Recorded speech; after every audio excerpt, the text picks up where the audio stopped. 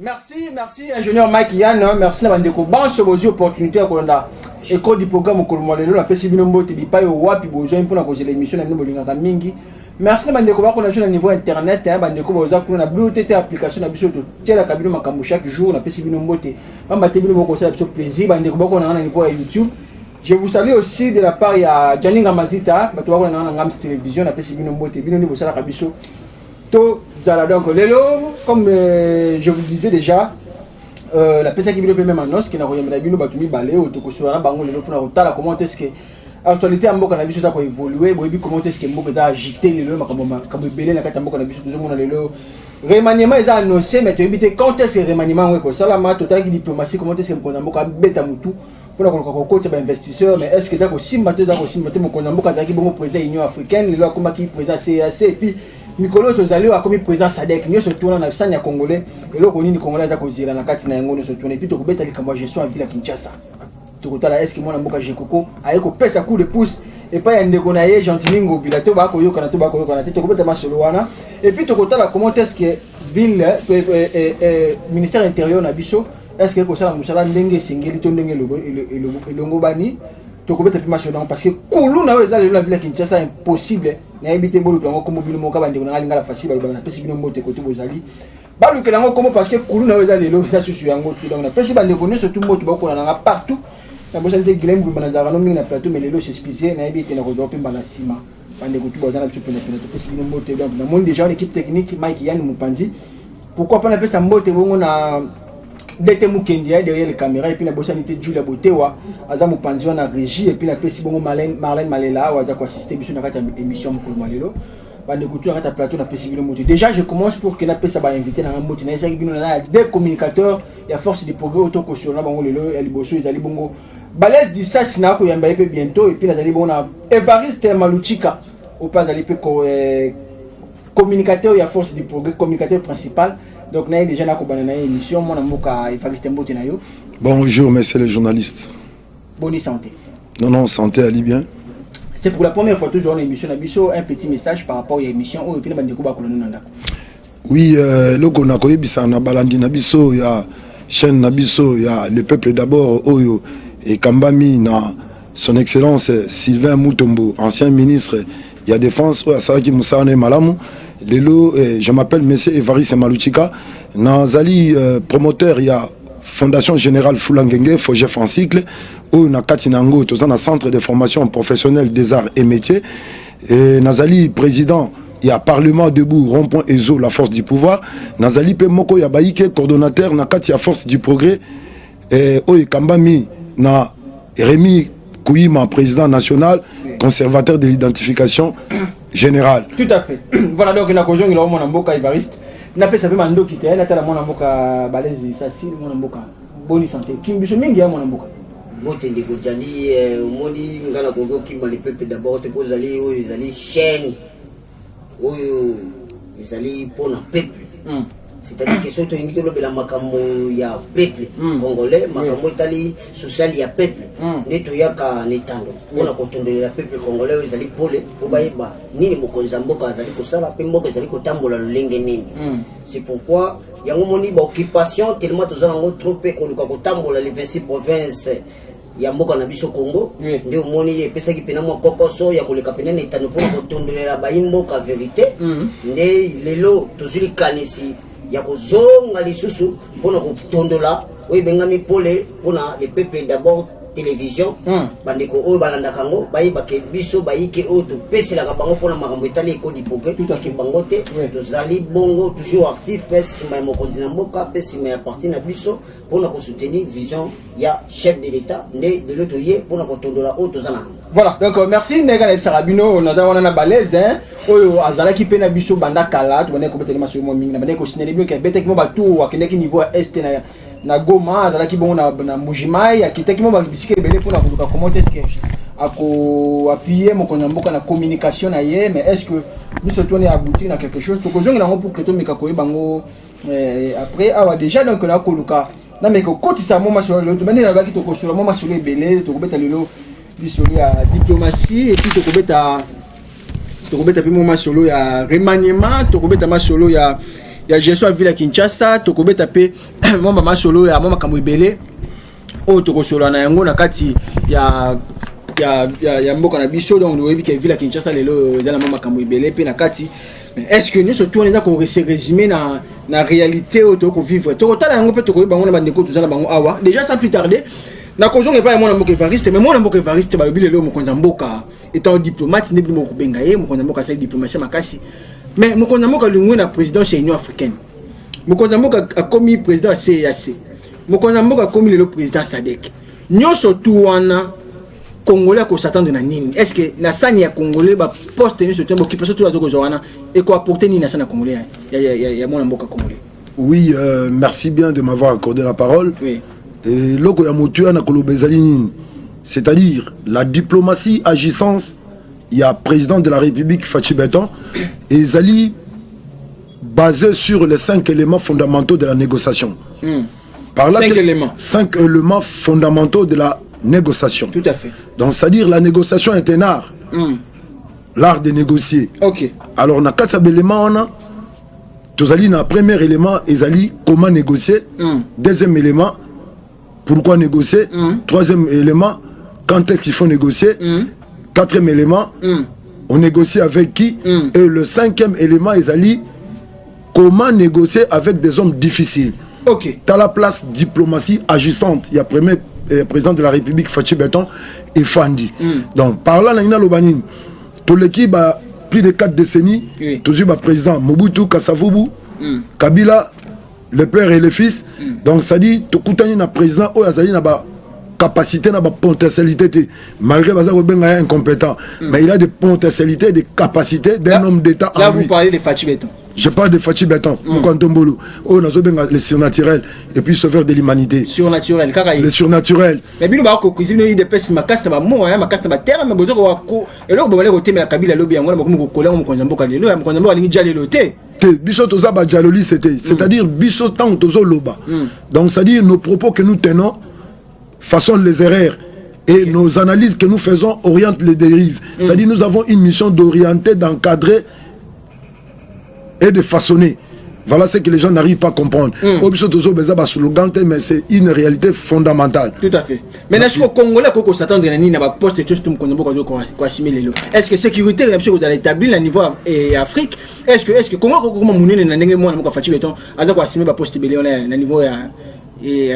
région africaine? Merci bien. D'abord, la première question posée.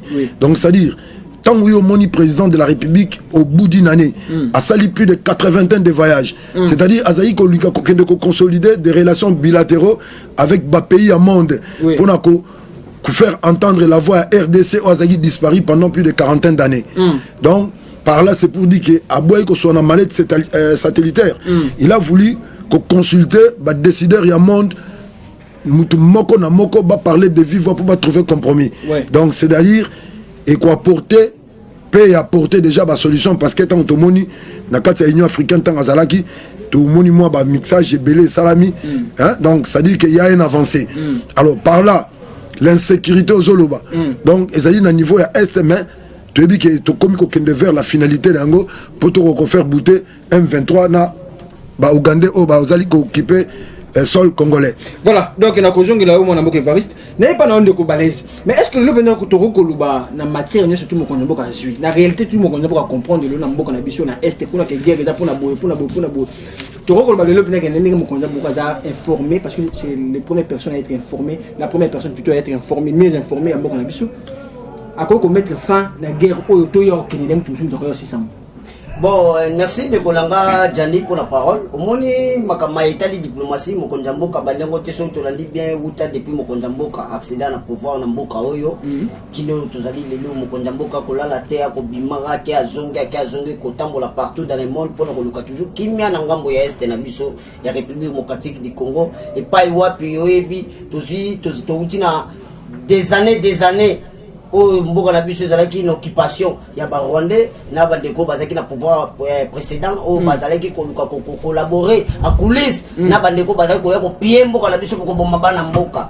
C'est grâce à Fachi Beton chef de l'état Félix Antoine Tshisekedi Tshilombo Momuko Tombolo lelo amemi diplomatie ya Congo likolo pa zongi si yango nesika nango azali un homme à féliciter pour parce que mbala liboso tout le monde a premier président où a joué mandat na liboso en Afrique par rapport à Congo mboka na biso lelo yo azali ko accéder à la fonction nene na tête ya ba organe africain, c'est-à-dire faut peuple congolais va maintenir une chose que chef de l'État a travaillé non pas seulement inutilement mais a travaillé pour l'intérêt du Congo. Oyo tout ça koluka matin midi soir nengeni to benga na ba Rwanda na mboka na biso. Mais bozo ba incompétent ba ko ba yi de pèse lelo déjà 4 ans ngo 4 ans déjà leki boko c'est le ko moté. Non to Wilingo ba bike Wilingo ma yi de pèse. Nani? Yo yi ko akize Wilingo ma lobby Wilingo ma yi de pèse asadira what? Wilingo ma o azali porte-parole M23 rebelle. Oui. Non, to éviter. Na éviter ce qui doit être combo wana non il y a visibilité ni est-ce que Rob Misilanga ba preuve la qui c'est que les types mais tout le monde qui photo mon non c'est pas lui wana ba bilo ko lobela te ndeko nangai on parle de Fatih Béton chef de l'État président de la République nengeni nazali ko luka mboka na biso kende liboso azali mutu oyo congolais tanga azali ko lala il faut chaka toujours na mabondeli nengeni ni azali ko bunda pona mboka na biso kende oyebi que chef de l'État cha mutu ya je pona est ya Congo. C'est-à-dire que mandat na liboso ezala ki pona ko luka ko sisa insécurité ezali na mboka na biso des années oyo bandeko na biso Rwandais Kagame azali ko kotisa ka infiltré a collaboration na bandeko mususu o bazali na mboka na biso ba s'imposa pour la koluka ko boma Congo koluka ko diviser o to bengi diviser pour mieux régner de batuana o mokonza mboka azali ko bunda mingi na diplomatie ne c'est pourquoi yango moni grâce à Fatih Béton lelo diplomatie na tellement za ko kende liboso lelo moni e boteli biso ba fui o to zali ko bunda maleme pour la kosisa insécurité na mboka na biso ya est du pays peuple congolais o ba ko maintenir ba pesa chef de l'État confiance pour parce que ya boy o yazo sa les alate afa to kota na makamu susu to zali nanu na o to ko se baser sur l'insécurité o tout ça ko mona ezali kotika bisote mokonza mboka ye aza ko bouger mo pas azali ko continuer ngo courage mokonza mboka chef de l'État ko lembate parce que biso bana mboka to ko ndimate to zala na sécurité ya lolenge wana parce que mboka na biso ezala ka ndenge wana te mais yango na ngapela tuna mutuna ba tomoni wa agresser na Rwanda Burundi lelo yo ba pousser biso sur embargo MONUSCO kolobate ba manifestation na Goma partout. Moi, j'ai toujours dans moi agitation mon robot. Le tout moni Anthony Blinken a yaki. Nous surtout on a Congo na biso tu ko expérer na nini. Est-ce que le tu ko kenenga mo ici tout tirana ba impérialiste tout mais ça aux américains ba français y compris. Non, ndego Jani pour na Italie ba coopération ndeko lobby par rapport ya tout moni ndeko Becler ayaki awa pona toujours makambo Italie est ya Congo tokoloba toko kende pe côté mokonza mboka kinaki na Nairobi et pas iwa pomoni pena azalaki sincère ya koloba vis-à-vis à la face du monde que non Rwanda ya resaka biso Congo il y a aucun jour ko mona biso ba congolais to kende kotake Rwanda pona Rwanda loko ko sokune zalité na Rwanda loko zozaki eloko to ko nini na Rwanda ndeko nanga ipo parce que Congo to zanya nyoso kita nyoso ya monde njamba tele biso na Congo ba mondialiste nyoso tout o to zo ko benga ba occidentaux les européens asiatique baza koya kolula mboka na biso. C'est pourquoi na régime précédent tellement bazalaki na notion te ya kopesa peuple congolais bazalaki na bolingote ya kosunga ba congolais. C'est pourquoi yango moni boteli biso lelo insécurité monene oyo Fatih Béton azali ko bunda pour na ko mettre fin sur yango. C'est-à-dire que peuple congolais faut pas mettre ba pesa chef de l'État confiance pour parce que yango ezali eloko moko monene au chef de l'État zali ko bunda pona ko booster ba nemi na biso ba kende d'ailleurs. C'est par là yango zali ko mona mokonzi ya mboka chef de l'État Félix Antoine Tshisekedi Tshilombo azali ko lembate matin midi soir ko bimabe libanda mboka ko za pepo pona ko ndoluka kimia. Sans oublier que ba ko na biso oyo ba soutenaka Kagame senase o to bengi les américains na ko bombarder pour parce que bangonde to zali ko mona c'est comme si net bazo freiner. C'est pourquoi ngana ko senga na mokonzi ya mboka ke atala tana ngambo ya ndeko Poutine malgré azali sanctionné na niveau ya communauté internationale bakoki ko aider biso parce que embargo to kenango ti wapi tant embargo ne pesa maki chef de l'État Félix Antoine Tshisekedi président de la République était et puis mabeo ndeko na biso ya président ya Kalasala. C'est pourquoi yango moni bambago na zali ko continuer lelo pour ba meka Kabila kaka Congo na 4 mais to lo bango clairement. Chef de l'État n'a pas fait 18 à la tête du pays, à la tête du pays ndeko na ngai. Mais to manda mako de le silité metala ndenge to zali ko kene. To meta masolo ya gestion publique. Pour sentir que place chef de l'État. Na kozongela yo na kozongela mo na mboka. Evariste lelo to komuna mokonza mboka soué souci na ya telemisa mboka na biso. Mais est-ce que tu peux espérer que mokonza mboka aboka mandoki na yeto aboka makanisine na niveau ya Russie, atika Amérique, atika France, atika Belgique, akeni na niveau ya Russie pour que to mekampe ko tombola sécurité na kata mboka na biso. Oza da vina yango? Oui, na soki mokonza mboka lui en tant que garant de la nation, garant du bon fonctionnement des institutions de la République, magistrat suprême de la justice, commandant suprême des forces armées congolaises, Azum Meko, na cabinet naïe, ba monique sengeli ba kende ba changer fusil d'épaule, ba kende na Russie pour na kozwa renfort. Il y a besoin armement, mais c'est normal parce que Tokotika là-dessus, puis ça fait plus de 50 d'années que tous autres ont toujours un impérialisme occidental. Vous voyez? Donc c'est pour dire que c'est pas une histoire d'aujourd'hui, c'est une histoire de longtemps. C'est-à-dire le problème c'est quoi? Le peuple congolais doit savoir que le pays est infiltré. Nous sommes infiltrés à tous les niveaux et dans tout le domaine. Donc c'est-à-dire il y a eu une histoire, ça fait des années. Donc comment on appelle ça? Les 5 pays de toute l'Inde. Je voudrais m'expliquer cela. Vas-y. Les 5 pays de toute l'Inde, ils allaient ensemble à Nélotique.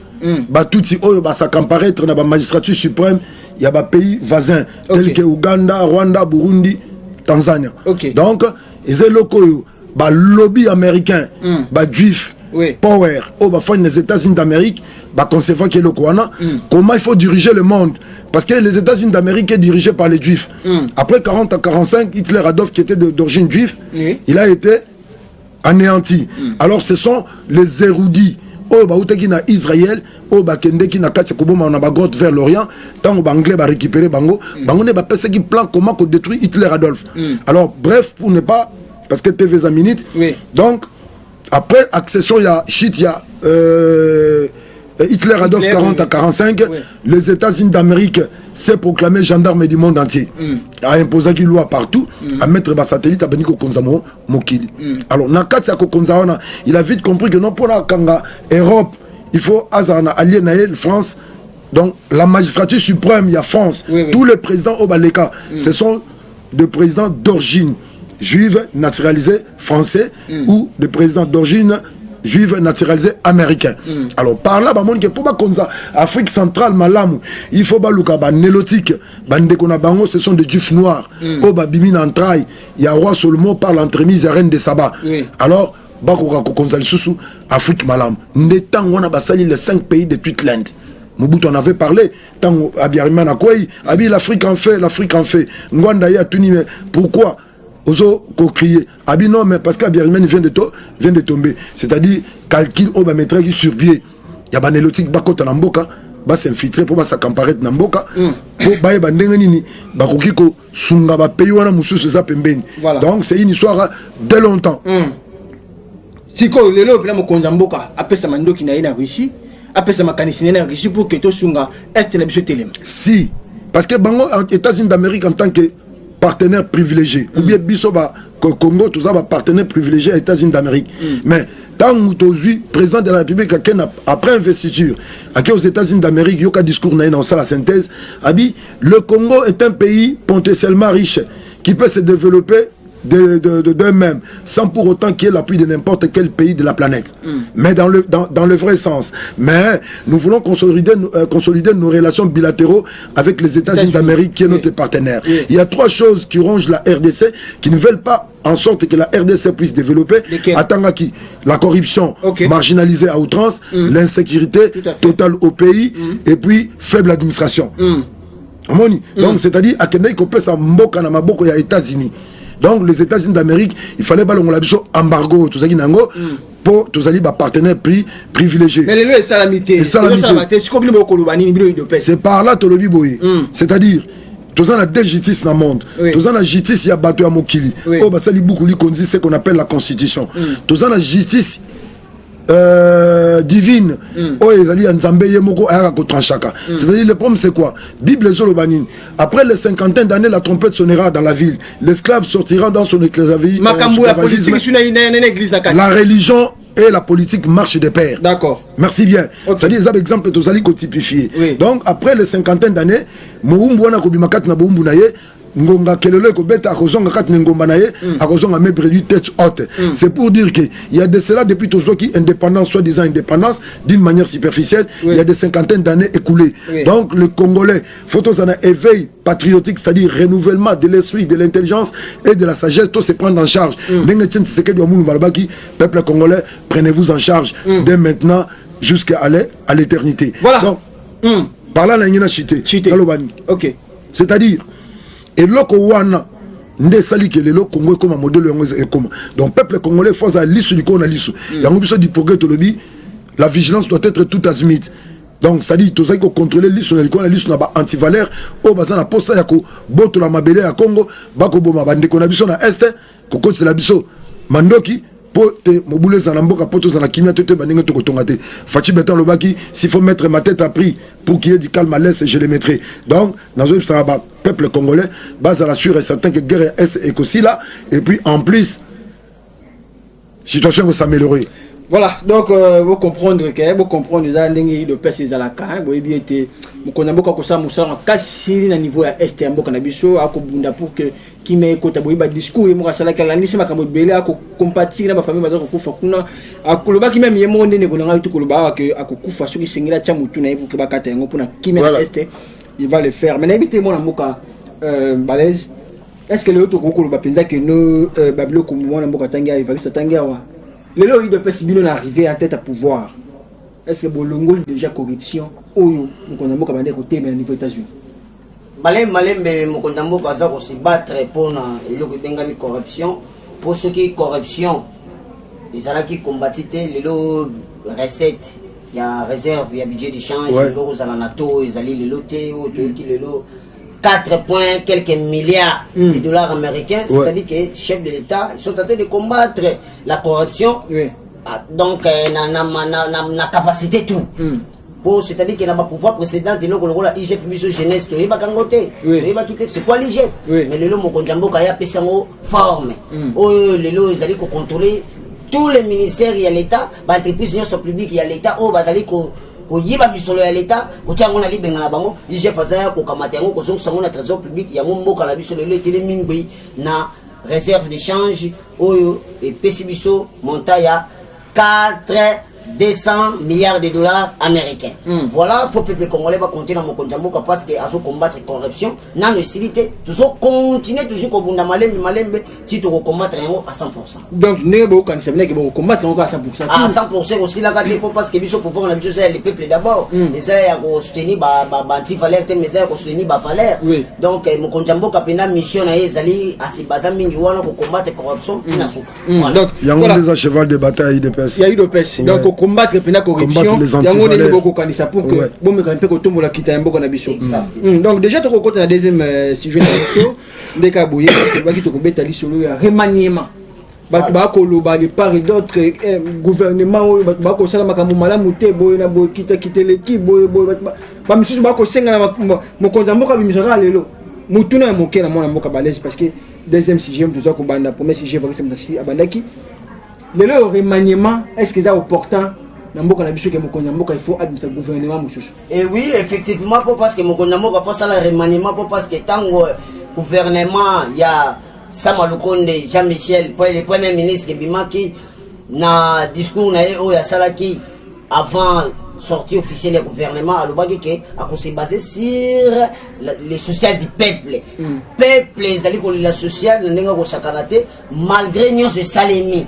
Oh tous alliés comme on a que ba construire banzela, ba construire école, ba construire ba hôpitaux pour na avenir ya lobby ezala toujours na lolenge singeli pour parce que bana ba mona pole mais maitali social ya population pour ngai na simila mokonja mboka a sala remaniement pour parce que remaniement et ko sunga biso pour na ba meka peu ko toucher ka ya population o ya mayo bengami social ya population siko na bato tongi yoko kanisa remaniement wana na ko tunu mutuna ils ont bailli oyo lingi ba koisa, ils ont ba oyo lingi bazala te, ils ont gouvernement des premier ministre Yemo Kololo aza à la tête, tout ba changer premier ministre monsieur na ba tu monsieur. Yo ko kanisa boni, ba chele biso ba tu monsieur asika, to ba zongi ba tu monsieur na oyo bazaki dali boso. Bon, en tant que jeune, pour encore répondre clairement, au moni, monsieur le Premier ministre, Jean-Michel Samoulkonde, excellence, à Sali Moussala n'a bien.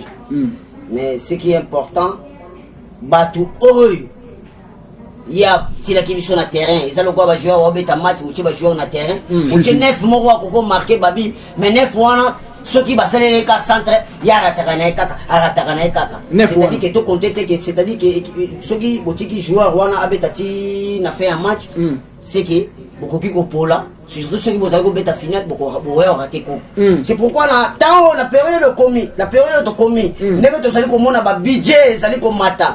Budget réserve d'échange, autres allez comme on a, ils ont ça la remontada, réserve il y a budget d'échange, à part il y a gestion de la République, ceux qui 11 milliards, 10 milliards, au bande de Kobaïb, ceux qui ont baqué 4 milliards, c'est-à-dire que tu comme on a 15 milliards, il faut pas régler cas, il y a population, il faut pas régler cas, il y a dollars, oh les lots, ils allaient na 20, ils les lots, comme on a 21, partout, oh, Bazali à la tête, il y a Babylon, la Nengwana Bazali, Batu, il y a remplacer, Koutia Batu, oh, Bazali, digne.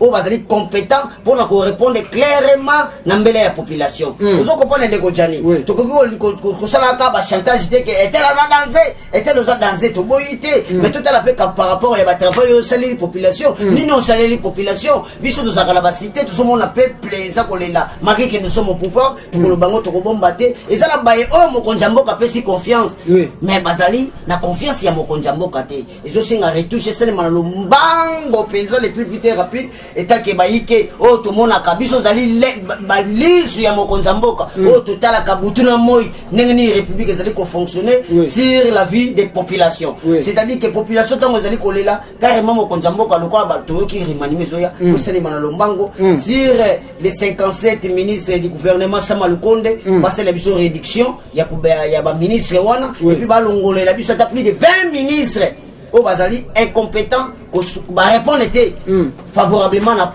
situation de la population. Ce qui fait au lindito décortiquer tout le banana. Non, na kozongela opena kotanga ba ministre.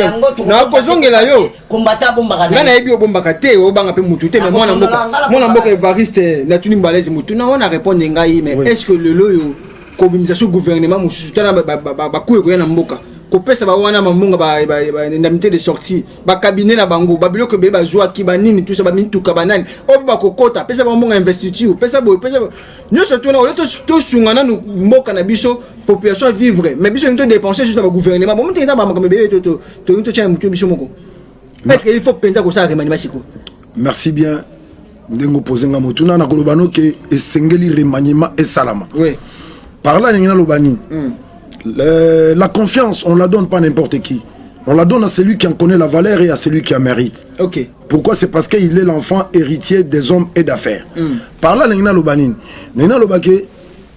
c'est tout simplement reconnaître la valeur et le prix des sacrifices de la tâche qui vous a été confiée, d'une part. Et d'autre part, reconnaître aussi la valeur et le prix des sacrifices du service qui a été rendu.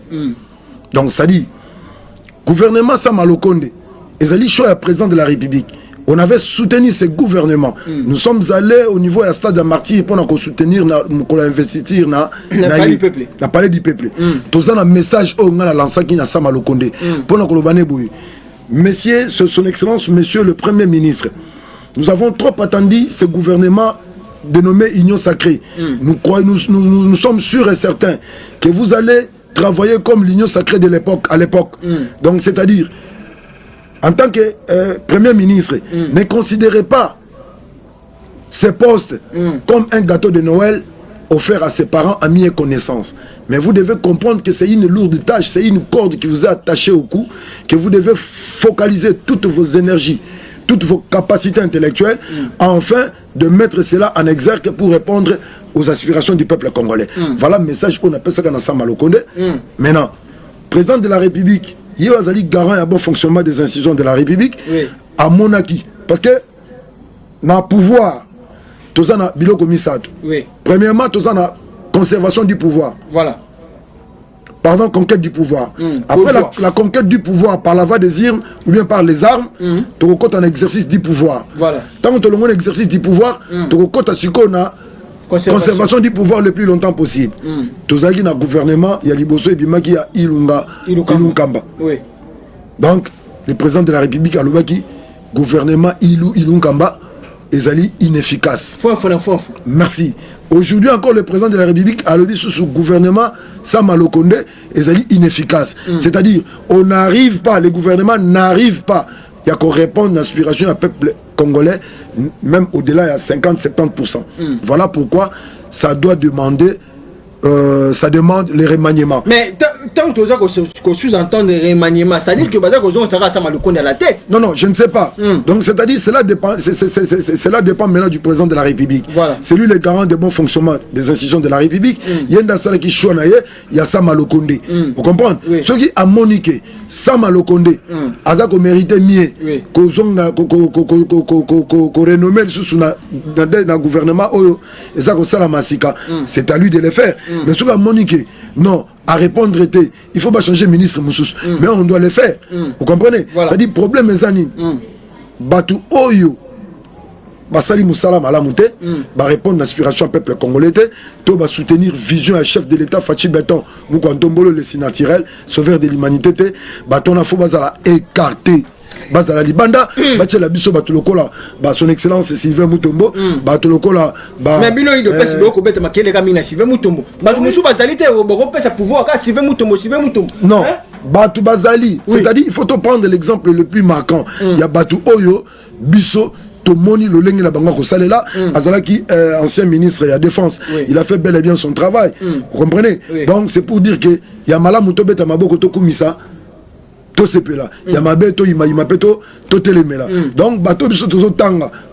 moi je ne suis pas un commander. Non, ça c'est la politique, nous parlons de la politique. Merci bien. Voilà. Bon, ils ont la bateau, pour un sentiment. Pour un sentiment. Pour de locaux. Mais nous, ce que nous disons, c'est pour façonner les erreurs et orienter les dérives. Voilà, donc moi, le balai qui va t'engager Sylvain Mutombo. Est-ce que il le pèse? Sylvain Mutombo. Non, Sylvain Mutombo, Nicolas Kazadi. Quoi. Et bon, Daniel Asselo. Bon, personnellement, pour s'engager que moi, donc via Asselo a travaillé bien. Daniel Asselo, l'intérieur, parce que insécurité, aux gens la qui ça, nous avons moto à Asselo. Mais tout le monde va pas s'y mêler à Makamo Kangaba Teni, Batobanini, va respecter Ango. Mais pour les Boko Kangaba Koulouni, on va désolé si toutes les candidats de la ville à Kinshasa. Tout le Bélango pose un négocié, tout le Bélango te pose un négocié, il dépasse. Non, Bissot, tu sais qu'il y a des tangs à Bissoté. On parle ce qui est la vérité. Au Sali Mabé, au Sali Malam, tu mets tout le Mabok. Au Sali Mabé, il faut qu'il capote. On a beau parce que c'est bon à yoté. Tout le monde clair. Est-ce que c'est au Goki pour comparer Gilbert Kakonde? N'a travaillé qui n'a gestion à vie à Selo. Différence, c'est ça ma casse. Pour moi, VPM Gilbert Kakonde a travaillé dire qu'on est VPM à Selo. Si. Ça faut le bango clair. On comprend.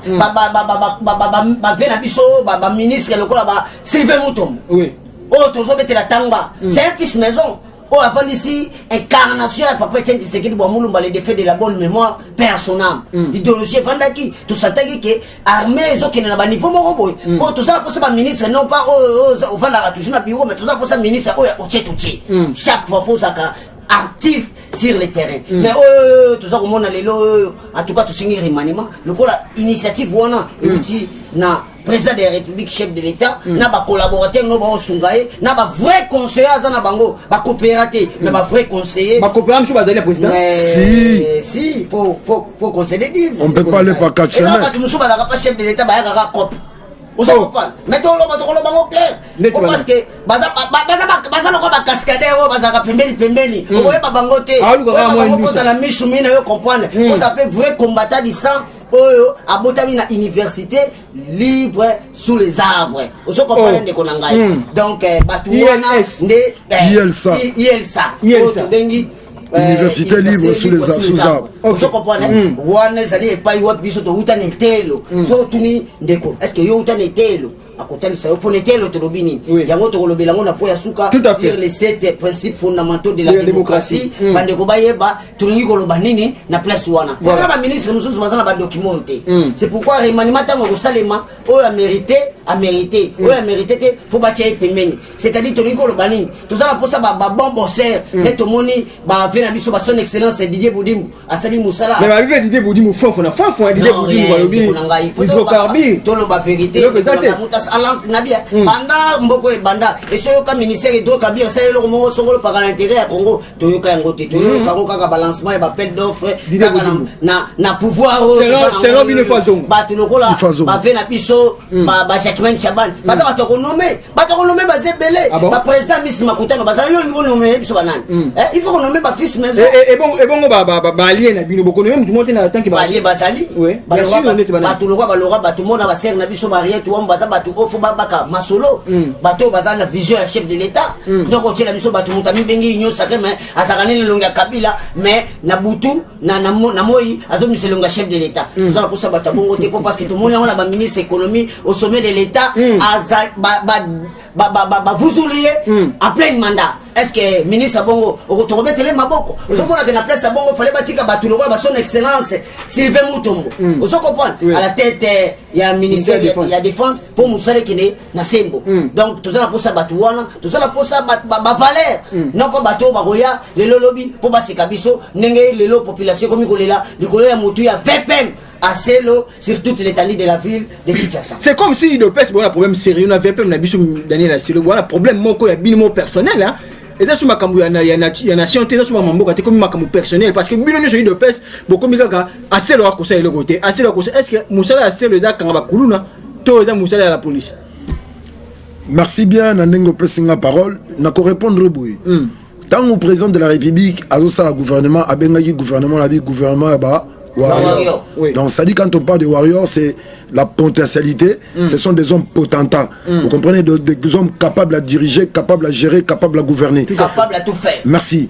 Donc c'est-à-dire c'est ça que j'ai dit la potentialité, c'est une force suspendue quelque part prête à faire quelque chose. Okay. Alors par là na Golobani, je voudrais maintenant parler de la compétence professionnelle. La compétence professionnelle, quand est-ce que la compétence professionnelle est manifestée? La compétence professionnelle est manifestée, c'est quand et plutôt la conscience professionnelle. La conscience professionnelle est manifestée quand la compétence professionnelle est mise en œuvre. Par là, l'engina lobani. Tango nini oyo boyebi oyo tozwaki na etelo et comme on sama ezali tango ko tchama kat na misala.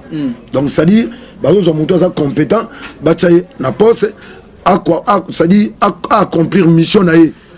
Donc eloko wana nde e manqué katina batu mengi. Cette compétence professionnelle acquise. Les autres la manifester na katia ndeko na biso Asselo. Ndenge tolo ba Gilbert Kankonde tout le monde quand même sécurité zaki na ville bakuluna bakangamaki mingi bakende kanya makasese bangona ba comme lelo ba bâtisseur basali mama sango oyo ko yana mboka peuple plalia. Donc avec ndeko na biso Asselo ça dit nous on ne s'acharne pas des personnes biso tozali bato to uti na été le Etienne Tshisekedi wa Mulumba le défunt de la bonne mémoire paix à son âme oyo biso to bengaka bibliothèque du savoir à consulter centre de formation professionnelle de bienfaisante, là où la médiocrité et la mégestion ne peuvent être démises ni tolérées. Chez Etienne Tshisekedi wa Mulumba, Tolobi Boy. Batu oyo bazali na posa ya kotambu samboka. Il faut batambu la kolanda na vision à président de la République Fachi Beton le surnaturel. Voilà. Chité. Par là na lobanine. Donc c'est-à-dire remaniement, il faut seulement Toluka. Président Aluka Bat Mususu ou encore remplacer na ba faute na ba poste na Mususu pour peuple congolais ACP là pour to kolukande conserver majorité parlementaire et à Fachi Beton les chances électorales à 2023. Voilà donc merci na mon amboka Evariste et puis merci na mon amboka Balèze ndenge ba ko china biso kuna kaito comme déjà na suka émission na biso mettre ko clore émission na biso le lobo était pour que toi annoncer à quelques éléments il y a 7 principes fondamentaux de la démocratie na bi que zali 7. Mais je crois que l'autre cours sur la tami balé ta mon corps pour que tout soit sur à lire ya koya na émission kolanda pour que tout mec un peu décortiquer de plus en plus pour que toute sa population na biso boania maïle. Pourquoi d'abord document oyo et bimika na moment au beaucoup c'est remaniement. Oui, merci de m'avoir accordé la parole. dépliant oyo to concevoir en sur les 7 principes fondamentaux de la démocratie. Les 7 principes fondamentaux de la démocratie, yangonde ezali e bandeli. Il y a état de droit, yangonde ezali bandeli la démocratie, yangonde ezali bandeli la mibeko. Pourquoi? Biso école, il y a 10 progrès. Oye Kambami na Rémi Kouyima Kayombo, le président national conservateur à l'identification ya Kamalon de 10e ri. Zwaki initiative ya ko zongisa école du parti na katia du progrès. To bengango l'école du progrès. C'est-à-dire dans cette école du progrès, ezali oebimi na UL Sandinge Tote Koloba Awa, l'université libre sous arbre et pas Etienne Tshisekedi wa Mulumba paix à son âme. Voilà. Donc c'est-à-dire neto mona ike UDPS en soi, ba combattant moi comportement et autres allaient un peu bizarre. Par là Toloba Guinine, c'est-à-dire façon d'abisso à agir, to revendiquer. Et ça la différent par rapport il y a n'engue to saki na opposition parce que les autres comme na pouvoir. Alors ndé ngo to mona ke sengeli to zongisa école du progrès ndé to souflaki premier vent.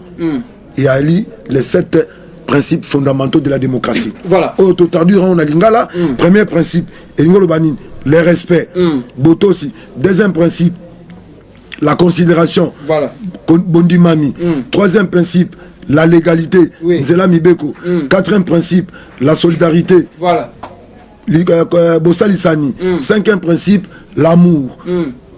Bolingo. Et 6e principe, c'est la liberté. Et 7e principe, l'humanisme. Bomoto. Nena yango na dépliant oyo, te démontrer les 7 principe wana to décortiquango na lingala pe na français pour na faciliter bonne compréhension na baïki. Dépliant oyo sur les 7 principes fondamentaux ezali premier vent oyo to souffler na école mais to souffler sous deuxième vent et que za la poto décortiquer statut à force du progrès et ça la conformément na statut à parti. Alors tant que to ba outil o mi balé les 7 principes fondamentaux de la démocratie na règlement d'ordre d'intérêt au statut a du progrès et qu'on peut s'habiller souffler 3e vent. 3e vent to souffler les 5 éléments fondamentaux il y a négociation. Parce que la négociation c'est un art, l'art de négocier. Une place diplomatie agissante il y a Fachi Béton et Fandi Nenge Tote Koloba. Alors par là et que nous avons une rubrique mususu ou to créer un thème mususu pour un changement de mentalité. Il y a on a ko interpeller na ba combattant IDPS. Bah, force du progrès. Un peuple congolais. C'est-à-dire les 7 principes fondamentaux oyo et c'est ngeli paisible citoyen sur azanango aye ba droit naye na ba devoir naye vis-à-vis à l'état congolais. Voilà autre zaki na ngoto na mokolo malelo yango wana. Merci ingénieur mec Yann na moni sim déjà kuna na pesi maloba rapidement la balaise mon mboka balaise. Ils ont un service de communication et bien TV la TV Zangunga. Mot de la fin par rapport à dépliant oyo quelques salutations pour que tu clore l'émission. Merci de Godjani.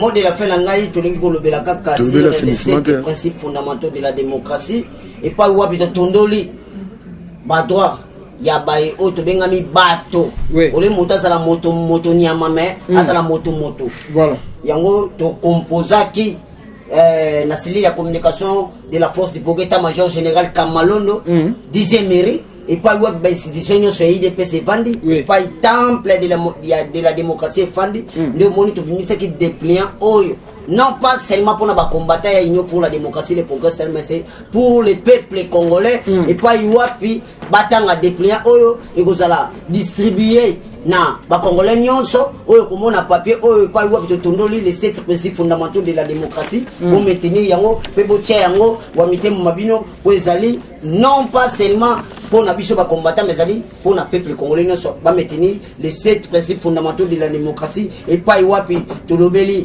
le respect to lobeli la légalité, te l'obélis la considération, te l'obélis la solidarité, te l'obélis l'amour, et puis te l'obélis sur la liberté, et puis te l'obélis sur l'humanisme. Tout à fait. Et c'est là qui te soit tant mingi, il y a continué la bonne mboka. Pourquoi les 7 principes fondamentaux de la démocratie? Les 7 principes fondamentaux de la démocratie, les a dit débit. Il y a démocratie et pas il y a droit. Il y a monté bandi, il faut aller locaux. C'est pourquoi les Congolais belé oyo bazali kokota même na monde na biso politique batikala koleka na université libre sous les arbres te c'est pourquoi biso toye nango epai wapi toleka na etelo ba congolais ba maintenir oyo bengami les 7 principes fondamentaux de la démocratie ezali déjà en marche bientôt tokota na mateya nango pona kolobela peuple congolais Bosolo sur les 7 principes fondamentaux de la démocratie et pas iwapi tout ça pour soutenir vision ya mokonzi na mboka yango ndeko na ngai kabola yango na bandeko nyonso bayeba bandeko tout ba rejoindre yango na habité déjà to comme na suka merci ingénieur Mike Yann na ndengo pesi biso lelo possibilité ya ko réaliser mission oyo na pesi bandeko nyonso ba ndinga mbote et puis la bosse sanité qui a appelé Bisso, École du Progrès, Pepe d'abord télévision, tout qui est ma tête, n'a venu, nous numéro 70 bis, il paye au Wapi, un colonel à Kanganzela et à Maï, moi et Maï, les Kazali, société depuis Wana, bande ko ba vivre kuna, bazali konyo, comme un ndenge moko ya kosakanaté, parce que, ceux qui m'ont les bandits, Maï est ton de la Kabango, le cola au Wapi, batutoko, bakutu, bataraplace, on a dit bambis, bataraplace, mais Ali Bongo Nzela à l'État.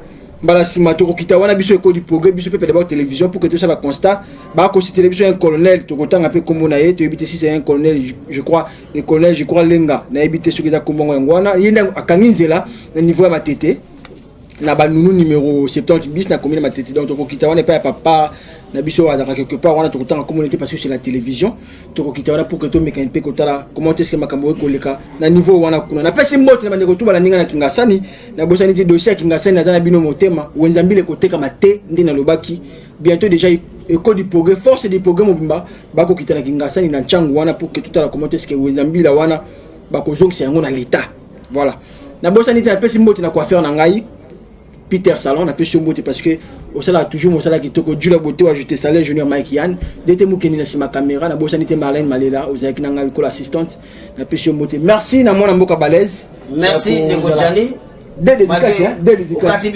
dédicace lombango penja pour parce que au moni ba chaîne le roi le peuple d'abord il faut tika ka peuple bazwa biso ata 2-3 heures du temps pour nous contrôler la bango ezali solo ezali timing oui que télévision ezali timing dédicace ndeko na ngai dédicace ba okata déjà mbote na son excellence chef de l'état président de la république Fatih Beton pe na pesi mbote na ba warrior nyonso o baza ko sala musala kitoko na ba o bazali maintenir bongo na remaniement ezali koya mageto kotanga ba kombote na ba o nyonso tu ba ibi ba kolongwa désolé na bino parce que bosungi mokonza mboka te bo répondre massivement na mbele ya peuple te ya boza batu ko kena passion bo kene kopé manakimia et puis na pesi mbote na le secrétaire général Augustin Kabouya Mwanabute celui qui gère les partis au quotidien sans oublier état-major général Kamalondo et pas wapi to sangalaka chaque jeudi pour la kotondola ba actualité politique na pesi mbote na baike nyonso tu o bazali ba dipoke na DGC na pesi mbote mwana mboka tuko na pesi mbote na bande nyonso bana katanga surtout étendue de la république o babenga baike na pesi bino mbote tokutani mbala sima lisusu na le peuple d'abord merci mwana mboka de dédicace cinéma tukata mwana mboka evariste merci bien journaliste na pesi mbote ya liboso na maman Marthe Kassalou maman mère la femme légitime mère la présidente de la République, maman Abana, na pesi mbote, na secrétaire général Kabouya Augustin Mwanabute qui gère le parti au quotidien, na pesi mbote, na Rémi Kouima Kayombo, président national conservateur, il y a identification, na pesi mbote, na baïke nyonso di progrès, na ba combattant nyonso, il y a UDPS, Tshisekedi, le peuple d'abord. Voilà, merci. Vous avez été assister Bisso.